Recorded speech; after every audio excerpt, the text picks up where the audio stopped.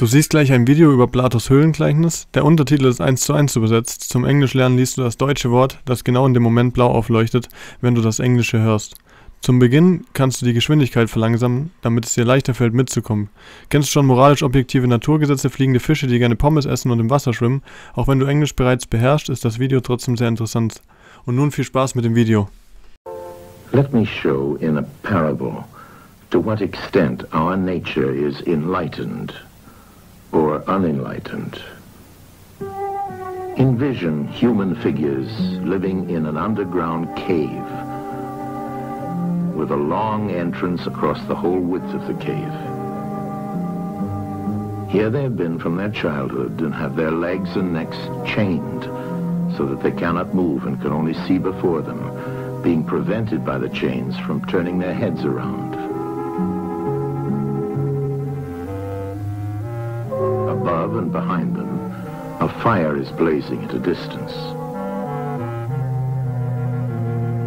They see only their own shadows, which the fire throws on the opposite wall of the cave. For how could they see anything but the shadows if they were never allowed to move their heads?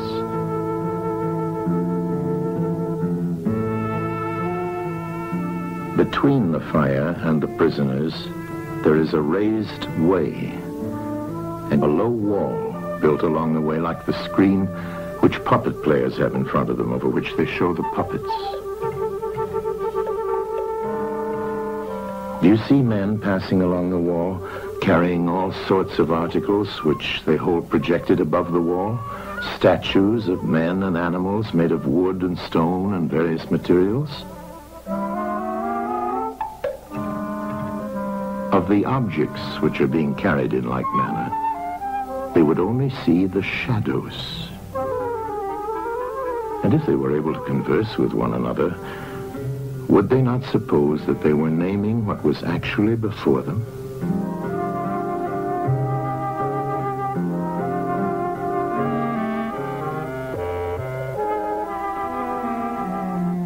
And suppose further that there was an echo which came from the wall. Would they not be sure to think when one of the passers-by spoke that the voice came from the passing shadows? To them, the truth would be literally nothing but the shadows of the images. And now look again and see what will naturally follow if one of the prisoners is released. At first, when he is liberated and compelled suddenly to stand up and turn his head round and look towards the light, all this would hurt him, and he would be much too dazzled to see distinctly those things whose shadows he had seen before. And then conceive someone saying to him that what he saw before was an illusion, but that now, when he's approaching nearer to reality and his eyes turn toward more real existence, he has a clearer vision. What will be his reply? And you may further imagine that his instructor is pointing to the objects as they pass and requiring him to name them. Will he not be perplexed? Will he not think that the shadows which he formerly saw are truer than the objects which are now shown to him? And suppose once more that he is reluctantly dragged up a steep and rugged ascent and held fast until he is forced into the presence of the sun himself. When he approaches the light, his eyes will be dazzled, and he will not be able to see anything at all of what are now called realities. He will require to grow accustomed to the sight of the upper world.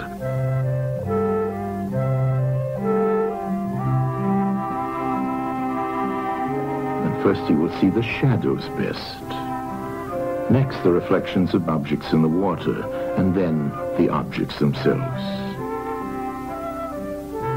Then he will gaze upon the stars and the spangled heavens and the light of the moon. He will see the sky and the stars by night.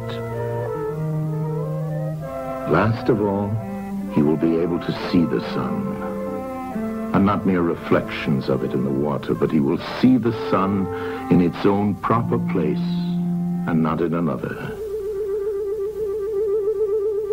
And he will contemplate the sun as it is. Will he not then proceed to argue that it is the sun who gives the season and the years, and is the guardian of all that is in the visible world, and in a certain way the cause of all things which his fellows have been accustomed to behold? Clearly he would first see the sun, and then reason about it. And when he remembered his old habitation and what was the wisdom of the cave and his fellow prisoners, do you not suppose that he would bless himself for the change and pity them?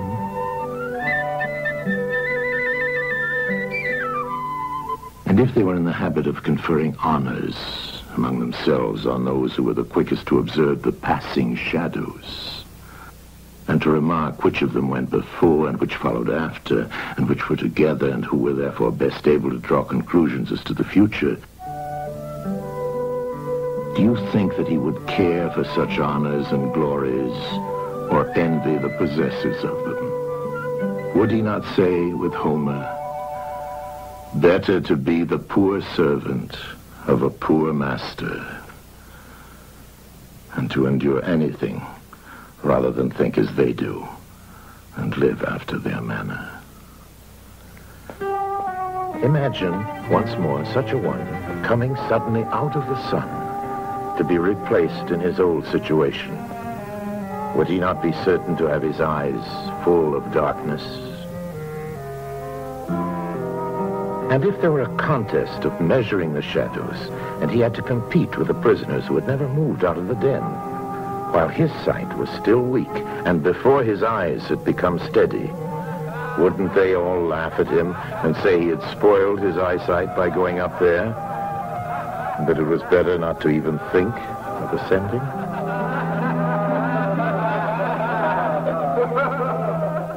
And if anyone tried to release another and lead him up to the light, let them only catch the offender, and they would put him to death.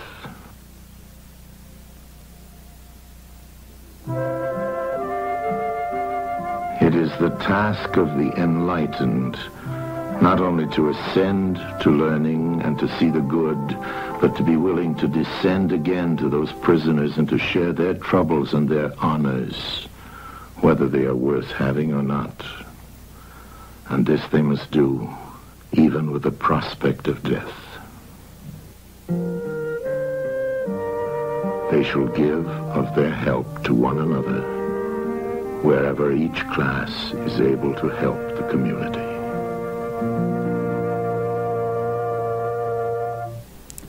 Falls dir das Video gefallen hat, dann lass gerne ein Like da. Kommentier, wenn du was zu sagen hast, und schau dich gerne auf dem Kanal nach weiteren Videos um. Adios. Falls du selber mehr lernen willst, dann such dir Texte raus mit Audio. Tu die 1:1 übersetzen, hör dir das Audio an, lies die mit, genauso wie hier, nur halt ohne dass es blau aufleuchtet. Und dann Stück für Stück. Ciao.